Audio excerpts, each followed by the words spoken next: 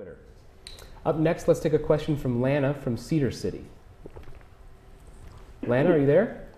Yes, I am. Hi, you're on with Senator Lee. Hi, Senator Lee. Thank you for taking my call. Thank you, Lana. My concern is, or my question is, I guess, we here in Utah, as with every place else in the world, have been fighting with the price of gasoline for a long time, and it began going down, and it did drop some here. However, I'm concerned with I'd like to know where we stand on the at the federal level as far as is there going to be a huge tax further, gasoline going to be taxed further at the federal level as it is in the state level. Oh. It is quite a concern to me. As I say, we live in a rural area, and we do have refineries here in Utah. I would think that we would be on the low end of the scale, but we're not. Utah continues to lag behind, and we're on the upper end of the scale as far as what we pay for a gallon of gasoline. That's a great question. So, Lana, I take it you would prefer that we not raise the gasoline tax. Is that what you're saying? I would prefer that you don't raise it. I think that if you're going to raise it, other countries that we're exporting to should pay that tax, not us.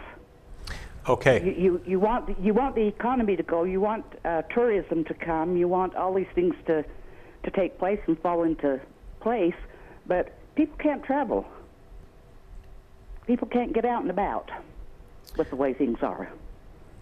Lana, thank you for your question.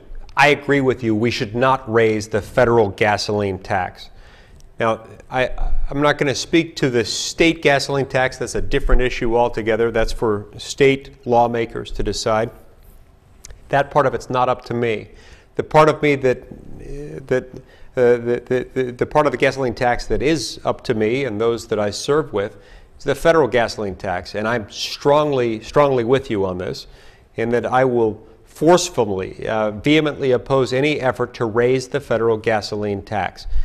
Currently, you pay 18.4 cents per gallon on every gasoline that you buy into a federal gasoline tax fund. Now, that gasoline tax was first created in the 1950s during the Dwight D. Eisenhower administration. It was created for the express and sole purpose of building an interstate highway system. That system is now complete. We could now maintain that system with a much smaller gasoline tax, with between 4 and 5 cents per gallon. What we should do is lower the federal gasoline tax, not raise it. We should lower it to 4 or 5 cents per gallon and let the states collect the difference. The states can do more with less money. That's why I've introduced the Transportation Empowerment Act that would do precisely that, lowering the federal gasoline tax, allowing the states to collect the difference. And every dollar they collect and spend on the state level goes 20 or 30% farther, especially in states like Utah, because states, when they collect that money on their own, don't have to comply with a whole host of federal regulations that cost a lot of money. Federal regulations like Davis-Bacon wage requirements that require them to pay much more money to those who build the roads, and it would also free them from some additional federal regulations. What all this would mean is that we could put more steel and concrete into the ground and allow us to build more roads, connecting more people, connecting the places where people want to live with where they need to work. That's why I'm against raising the federal gasoline tax. There are those who want to raise it, and they point out that our Federal Highway Trust Fund doesn't have enough money in it. Now, they're right, but the reason that they're right is that we're doing too many things with our federal gasoline tax revenue.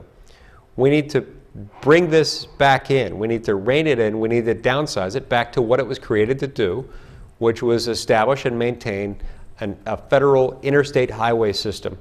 And we need to hand everything else back to the states, who can build their own systems within their own states on their own.